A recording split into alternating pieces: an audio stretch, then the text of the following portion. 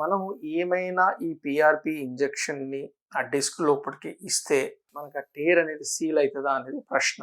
Number 1. Number 2 ఏంటంటే కొంతమంది అడిగేది ఏంటంటే ఓల్డ్ ఏజ్లో కొంచెం డీజనరేటెడ్ డిస్క్ అంటారు దాన్ని. సో ఓల్డ్ ఏజ్ చేంజెస్ కనబడే దానిలో మనం కనుక పిఆర్పి ఇంజెక్షన్ ఇస్తే సో యవ్వనంలో ఉండే డిస్క్ మాదిరిగా మారుతుందా అనేది కూడా సెకండ్ ప్రశ్న. సో మనం సైన్స్ ఎవిడెన్స్ పరంగా చూస్తే ఏంటంటే క్లినికల్ ట్రయల్స్ అనేది చాలా తక్కువ, లెవెల్ 1 స్టడీస్ చాలా తక్కువ, త్రూఅవుట్ వరల్డ్ స్టడీస్ పెద్దగా లేవు. సో దేంట్లో కూడా మనకి ఎవిడెన్స్ మాత్రం లేదు. ఓన్లీ థింగ్ ఏంటంటే పిఆర్పి ఇంజెక్షన్లో ఏంటంటే మనకి రియాక్షన్ అనేది ఏమి ఉండదు. ఎందుకంటే అది మన ఓన్ బ్లడ్.